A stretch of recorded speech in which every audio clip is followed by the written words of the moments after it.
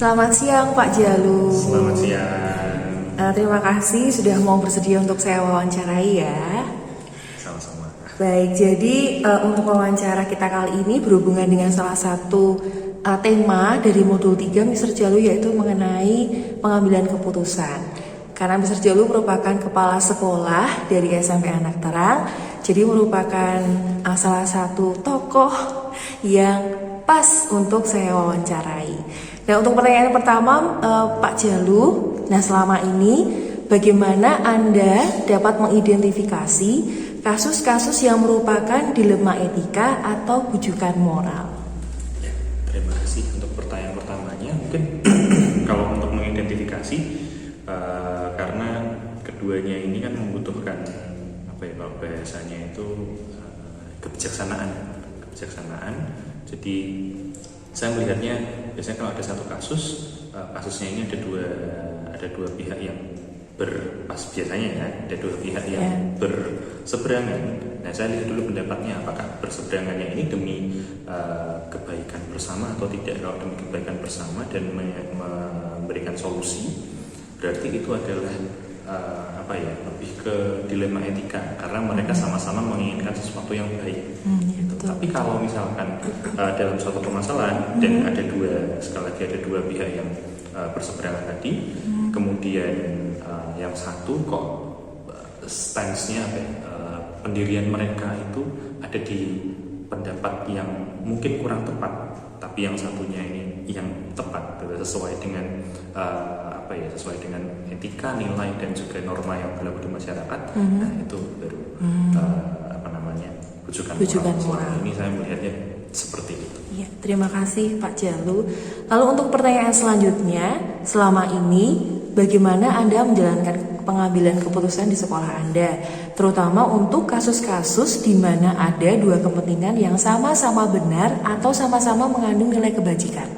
Kalau selama ini ya, berarti kalau misalkan ada dua kepentingan yang sama-sama yaitu tadi yang untuk mencapai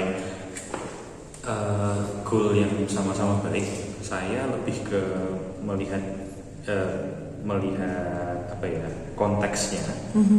Seperti kalau di kurikulum Merdeka ini kan sekarang sedang banyak bicara tentang konteks, kodrat dan lain sebagainya. Kita lihat dulu konteksnya seperti apa, mana solusi atau untuk pendapat yang lebih kontekstual untuk diterapkan di saat itu. Karena meskipun semuanya dua-duanya itu baik, menurut saya ada yang ini belum bisa dipraktikkan sekarang. Karena misalkan kita belum punya fasilitasnya atau sarana prasarananya, atau belum punya SDM-nya. Contohnya seperti dulu waktu ketika kami belum memiliki guru BK yang berpengetahuan untuk membuat instrumen-instrumen atau seperti form untuk menggali kemampuan anak. Dulu kami juga kesulitan. Sebenarnya itu adalah solusi, tapi tidak bisa kami ambil. Nah, kalau sekarang sudah bisa karena guru BK kami sudah memiliki kemampuan seperti itu. Nah, jadi tergantung konteksnya dan tergantung kondisinya saat itu. Baik Pak Jalu.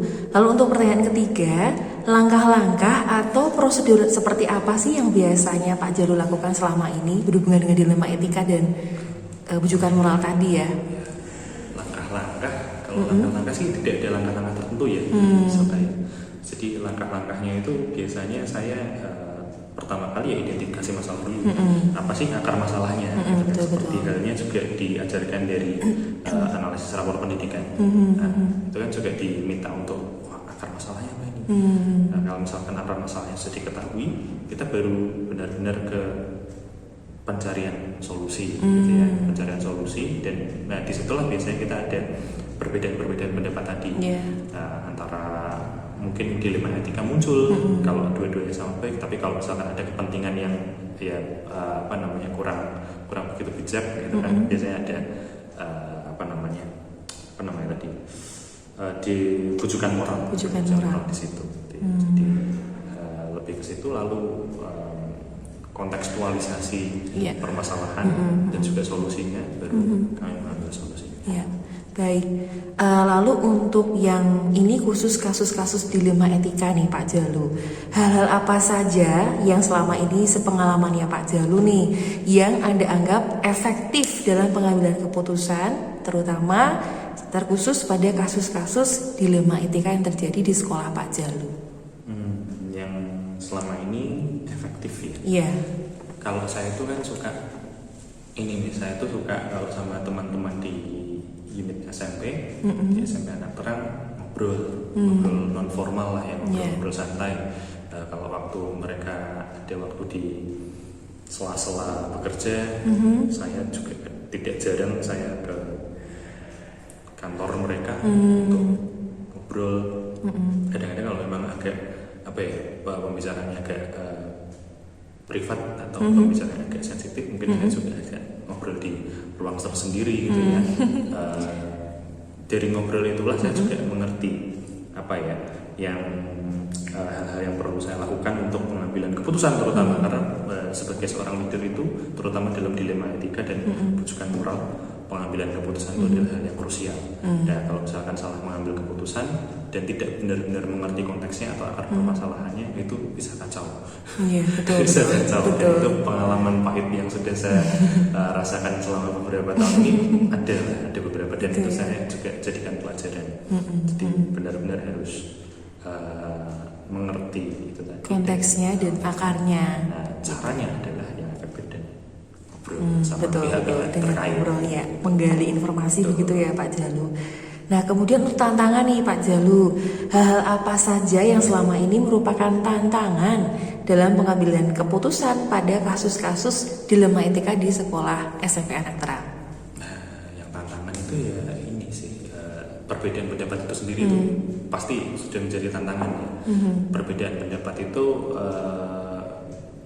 adalah hal yang wajar, tapi kalau tidak bisa difasilitasi atau tidak bisa dikendalikan, bisa menjadi momok yang bisa memecah belah, karena tidak memungkiri bisa terjadi di antara guru dan staf dan karyawan itu tadi, di antara murid dan juga orang tua murid yang ada juga bisa terjadi. Jadi harus benar-benar pintar mengelola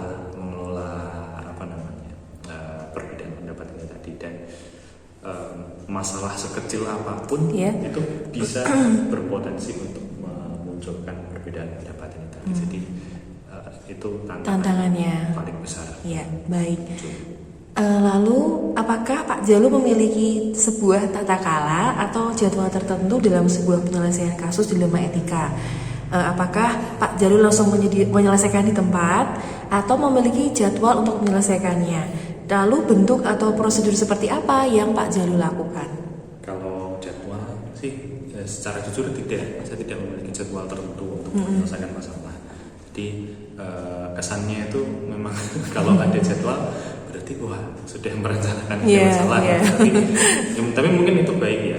Tapi kalau menurut pandangan saya secara pribadi, ya saya harus sebagai pemimpin ya harus fleksibel. Saya punya jadwal untuk jadwal harian ada, tapi untuk jadwal penyelesaian masalah tidak. Hanya saja tatanan saya atau prosedur saya, kalau tadi ditanyakan sama Miss Oka, saya tidak langsung menyelesaikan di tempat. Jadi saya lihat dulu konteksnya. Betul. Bisa saya menyelesaikan di tempat saat itu juga. Kalau memang masalah itu benar-benar harus membutuhkan penanganan segera.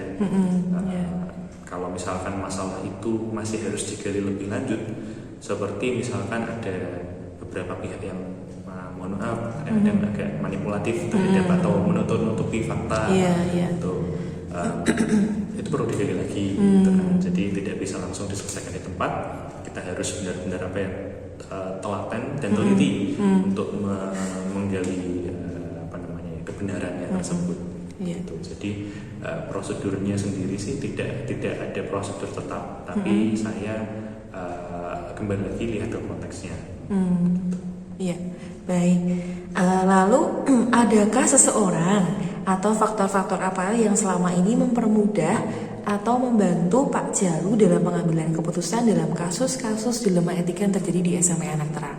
Kalau seseorang ini boleh tahu apakah seseorang yang teman Mungkin kerja atau ya, mungkin rekan sejawat atau mungkin yang membantu Pak Jalu selama ini, mungkin ada yang membantu dalam pengambilan keputusan seperti itu. Oke.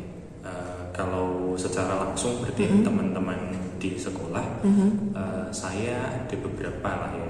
Jadi saya juga beruntung punya wakil kepala sekolah yang bisa diajak ngobrol karena memang sama-sama ya sama usianya rentang usianya tidak terlalu jauh, jadi masih bisa cukup diajak bicara cukup nyambung dan kami punya pemikiran yang bisa kami kalau misalkan saya pemikirannya cukup melenceng, beliau juga bisa mengarahkan gitu.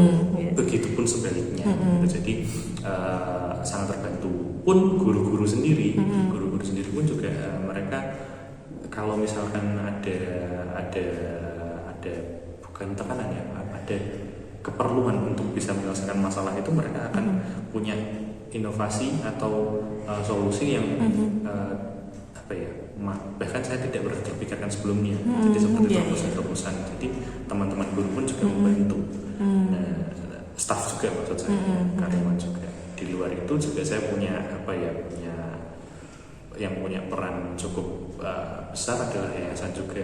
Saya sering berkonsultasi juga dengan yayasan karena saya lihat itu memang kami beruntung di sekolah-sekolah lain tuh yayasannya sering susah dihubungi atau bahkan tidak bisa dihubungi sama sekali. Jadi semua pengambilan keputusan itu harus murni dari kepala sekolah. Dan kalau misalkan kepala sekolah bingung, ya bingungnya diambil sendiri. Gitu. Diambil sendiri hanya bisa di pikirannya dia dan teman-teman di bawahnya. Mungkin kalau di luar sekolah, saya juga bersyukur memiliki sosok ayah saya gitu ya. Saya juga seorang pemimpin di tempat beliau bekerja. Jadi beliau sejak saya masih cukup kecil atau muda mengajarkan kepada saya tentang bagaimana itu leadership, tapi tidak secara kata-kata tapi lewat action langsung. Bagaimana mengelola baik itu emosi, terus tentang yang kita bicarakan ini tadi yaitu dilema etika dan juga rujukan moral. Meskipun saat itu saya belum tahu termnya ya, tapi kasus-kasusnya itu sering bapak saya ceritakan sebagai contoh studi kasus lah kepada saya. Bapak saya sering curhat, tapi dari curhat itu sebenarnya maksud beliau adalah mengajarkan. Jadi dari situ saya juga cukup banyak belajar untuk mengambil keputusan dan dalam kasus dilema etika. Wah, menarik sekali Pak Jalu. Lalu dari semua hal yang telah kita bahas hari ini, yang telah disampaikan, pembelajaran apa yang bisa Pak Jalu petik dari pengalaman Pak Jalu sendiri mengambil keputusan dilema etika selama ini? Kalau saya yang pertama yang mungkin ada 2 poin besar perlu saya highlight kalau dari diri saya. Yang pertama adalah bahwa perbedaan pendapat itu pasti akan selalu ada.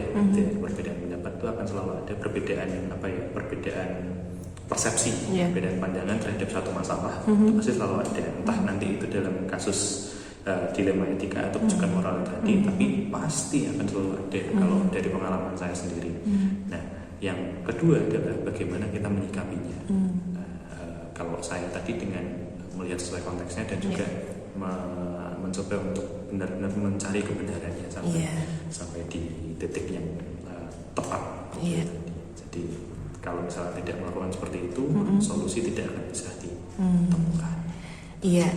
Terima kasih sekali Pak Jalu. Jadi kalau dari obrolan kita siang hari ini sih, yang saya tangkap dari dilema etika dan juga rujukan moral itu ada dua kalimat kata kunci, dua frasa kata kunci, yaitu melihat konteksnya lalu juga mencari akar permasalahannya ya Pak Jalu ya.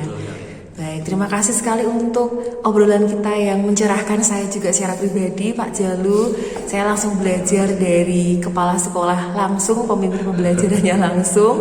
Terima kasih sekali untuk meluangkan waktunya juga untuk obrolan kita siang hari ini. Terima kasih Pak. Terima kasih.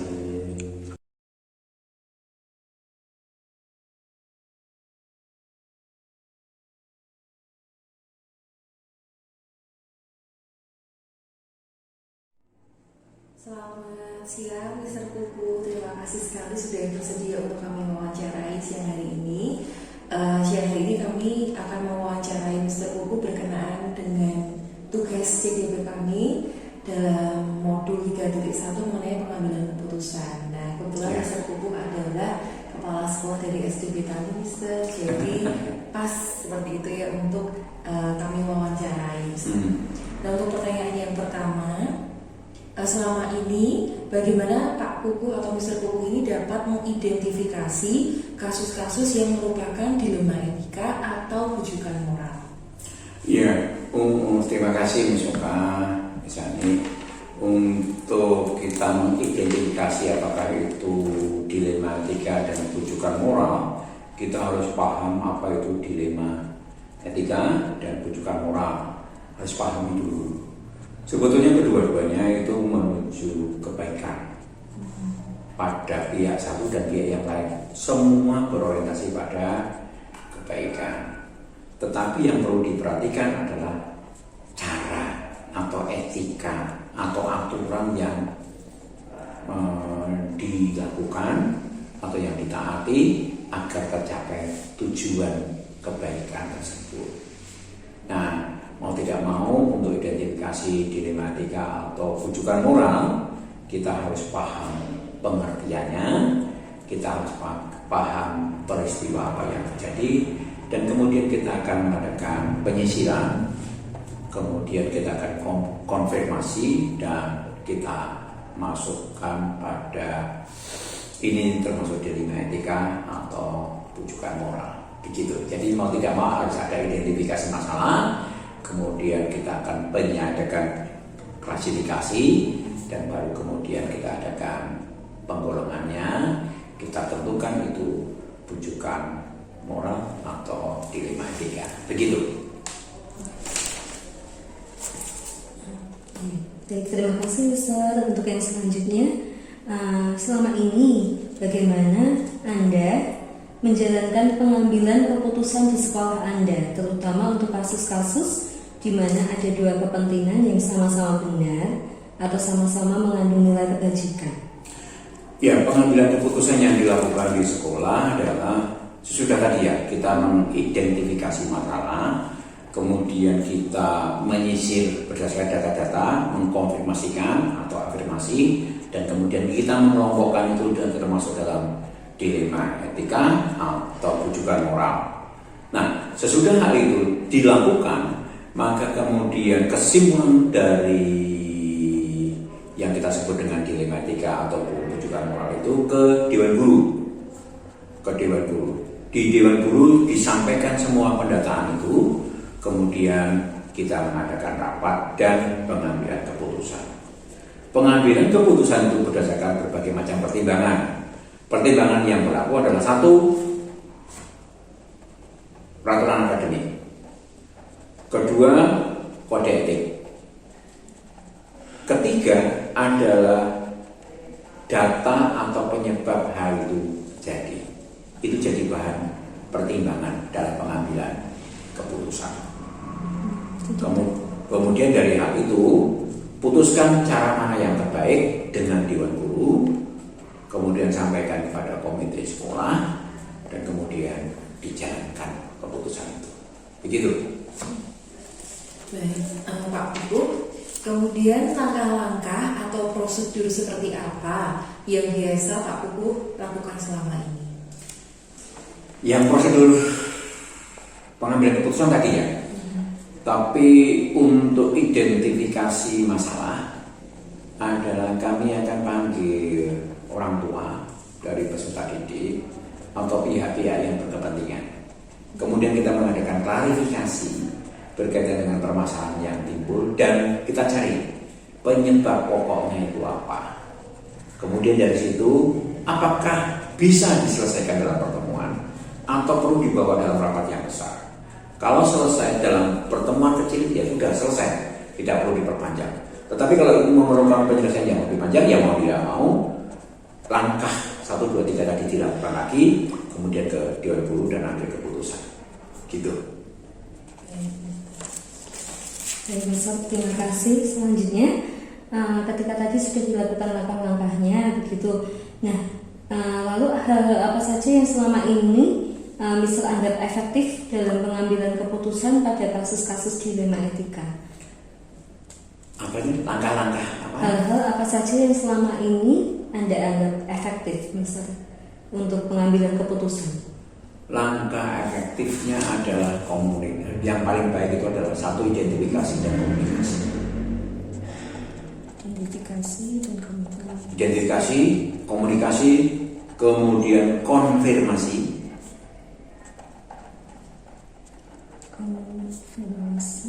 Identifikasi itu, informasi, kemudian konfirmasi, kemudian didiskusikan.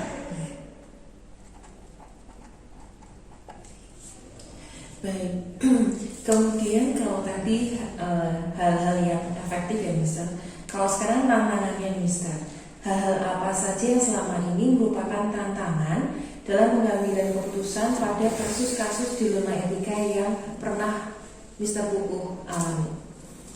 Tantangan terbesar adalah bagaimana kita mengkomunikasikan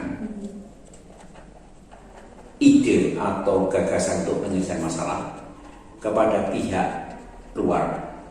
Dalam hal ini saya selaku kepala sekolah kepada dewan guru, saya selaku kepala sekolah kemudian menyampaikan keputusan rapat atau hasil pertemuan dengan dewan guru ke yayasan. Itu tantangan terbesar, karena pada situasi tertentu konsep yang sudah saya sepakati dengan orang tua, kemudian saya bawa dewan guru akan juga mempertanyakan kok seperti ini. Kemudian kalau itu sudah diselesaikan, tiba-tiba dewan guru juga sudah membuat keputusan, disampaikan ke yayasan. Yayasan kemudian punya pandangan lain. Nah, ini tantangan terbesar adalah komunikasi, bagaimana menyampaikan setiap permasalahan, setiap kemungkinan jawaban ataupun setiap kemungkinan solusi yang ada. Itu tantangan terbesarnya di situ. Menyamakan persepsi dari semua pihak. Gitulah, itu tantangan terbesar. Karena masing-masing punya dasar pemikiran, punya dasar pemikiran, punya pengetahuan dan kemungkinan solusi yang timbul dari masalah yang ada. Begitu, itu tantangan terbesarnya. Menyamakan persepsi. Baik, Mister. Baik, terima kasih Mister. Berarti tadi tantangannya yang terbesar itu komunikasi, mengkomunikasikan lalu menyamakan persepsi begitu ya, Mister, untuk mengambil solusi yang terbaik. Nah, kalau selama ini Mister, apakah Anda memiliki sebuah tata kelola atau jadwal tertentu dalam sebuah penyelesaian kasus dilema etika?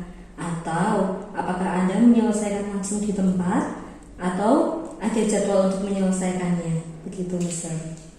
Kita bicara tentang dilema etika itu lihat per kasus. Berarti tergantung kasusnya. Ya, lihat per kasus. Apakah ini memerlukan penyelesaian masalah sesegera mungkin, atau ini bisa dirapatkan terlebih dahulu, atau didiskusikan terlebih dahulu. Sementara kalau kita memang mau mengumpulkan data untuk mendukung keputusan dan ini jadi bahan pertimbangan, itu memerlukan waktu. Itu bisa waktunya bisa lebih lama dengan keputusan yang harus dilakukan saat itu juga. Jadi lihat masalahnya. Itu jadi per kasus. Tidak bisa kita melihat semuanya dalam ini selesai dalam jadwal sekian, ini selesai dalam jadwal sekian. Masalahnya di mana? Kalau masalahnya selesai dalam waktu singkat, ya kenapa tidak? Tapi kalau ini masalahnya berat, mau tidak mau harus ada data pendukung. Kita kumpulkan dulu. Nah, tetapi bagaimanapun semua ada batasan waktu untuk menyelesaikan. Ada batasannya. Batasannya kapan? Melihat kasusnya bagaimana. Tetapi mau tidak mau dalam batasan waktu itu, waktu yang dipakai adalah waktu yang sesingkat-singkatnya. Sesingkat-singkatnya itu bagaimana? Yaitu relatif ya, lagi tergantung kepada masalah yang ada. Gitu. Baik, berarti mungkin satu kasus dan kasus lain bisa berbeda begitu. Betul, secara waktunya sangat berbeda. Ya, urgensinya seperti apa? Ya, betul. Situasinya seperti apa? Lalu kalau memang seperti itu, Mister, apakah ada bentuk atau prosedur yang dilakukan atau dijalankan, misal apalah pengambilan waktunya untuk penyelesaian masalahnya? Nah, begini, di satuan pendidikan tempat saya itu ada kasus-kasus yang tidak harus sampai kepada kepala sekolah. Kepala sekolah hanya sebatas diberikan informasi. Kalau masalah-masalahnya ringan, meskipun itu dilema etika ataupun rujukan moral ya, dan itu bisa diselesaikan antara wali kelas dengan orang tua atau dengan anak, ya sudah cukup. Tapi kalau kemudian tidak bisa diselesaikan dengan pihak terkait ini, selesaikan dengan guru pamong, cukup. Tapi kalau sudah dengan wali kelas, orang tua, guru pamong belum selesai, baru ngomong kepada saya selaku kepala sekolah. Jadi tahapannya harus dilalui. Tingkat kesulitan masalah itu ada. Supaya apa? Supaya satu, itu mendidik Bapak Ibu guru bisa mengelola konflik. Manajemen konflik dari masing-masing Bapak Ibu guru itu bisa. Dan itu pelatihan. Itu juga tugas kepala sekolah untuk leadership, kepemimpinan. Kepemimpinan di sini mana? Mau tidak mau, masing-masing Bapak Ibu guru itu jadi leader di dirinya sendiri, di kelas dan di komunitasnya. Itu harus bisa jadi pemimpin. Nah, kalau memang masalahnya kemudian membesar, kemudian masalahnya sudah menyangkut nama sekolah, ya mau tidak mau, saya harus ikut serta, harus involve dalam masalah tersebut. Tapi kalau sudah selesai dengan teman-teman di wali kelas, ya sudah cukup. Kepada saya sebatas informasi. Begitu saja. Ya, jadi ada tingkatannya begitu ya. Ada tingkatannya. Lalu Ya. apa sih namanya itu? Memang harusnya kemana dulu, baru kemana. Ya. Gitu ya. Kalau semua masuk kepala sekolah, lah terus kapan gurunya mau belajar jadi pemimpin? Kan ini teman-teman calon pemimpin ini. Kan saya tidak selamanya jadi kepala sekolah. Siapa tahu sebentar lagi misalnya besok jadi kepala sekolah kan bisa. Ini merupakan latihan jadi pemimpin. Apalagi ini guru penggerak, poin nomor 10 kan jadi kepala sekolah. Baik, Mr. Kuku. Untuk selanjutnya, adakah seseorang atau faktor-faktor apa yang selama ini mempermudah atau membantu Mr. Kuku dalam pengambilan keputusan dalam kasus-kasus dilema etika? Ada. Yang membantu saya itu teman-teman setim. Dalam hal ini guru pamong, kemudian wali kelas, dan pihak yayasan yang hariannya ada di yayasan. Itu pihak yang membantu saya menyelesaikan semua masalah, baik dilema etika ataupun rujukan moral. Ada komunikasi yang baik itu antara pihak sekolah dan kepala sekolah, guru pamong, wali kelas, dan juga pihak yayasan. Baik, terima kasih Mister. Jadi tadi mungkin bantuannya berasal dari timnya Mister yang Mister miliki di sekolah ini, begitu ya Mister ya. Mulai dari guru, pamong, wali kelas maupun pihak yayasan. Ya. Dan faktornya memang komunikasinya memang merupakan faktor yang penting. Betul. Begitu ya, Mister. Nah, ini pertanyaan terakhir Mister. Asik, selesai. Iya. Dari semua hal yang telah disampaikan, pembelajaran apa yang dapat Anda petik dari pengalaman Anda dalam mengambil keputusan dilema etika selama ini? Pembelajarannya adalah nomor 1, belajar untuk sabar. Kedua, belajar untuk mengumpulkan data. Ketiga, belajar untuk berkomunikasi kepada siapapun. Keempat, belajar menawarkan solusi. Kelima, kemudian belajar menjalankan solusi yang disepakati.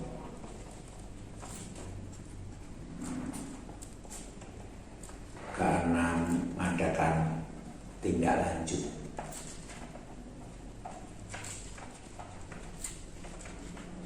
Baik, terima kasih Mister, ini sudah lengkap sekali. Berarti tadi mungkin kalau bisa disimpulkan begitu banyak hal yang dipelajari dalam pengalaman Mister selama ini dalam mengambil keputusan begitu ya Mister, Ya. walaupun tidak mudah begitu ya. Yang pertama harus sabar dan memang harus konfirmasi pengumpulan datanya itu sangat penting agar tahu mana yang benar, mana yang memang harus diputuskan begitu ya misalnya. Ya.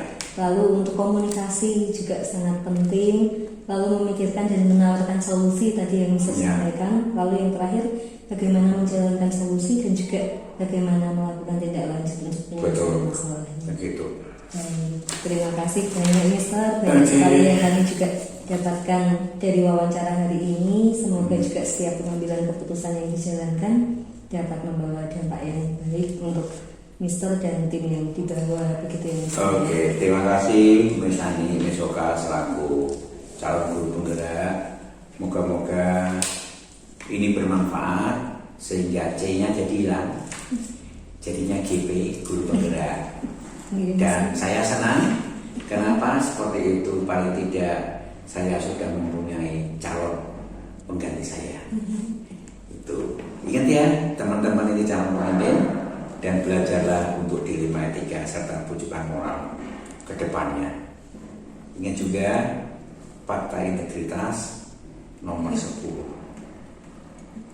Baik, Mister. Siap-siap jadi kepala sekolah. Baik Mister, terima kasih sekali waktunya. Tuhan memberkati Ya, Mister. terima kasih.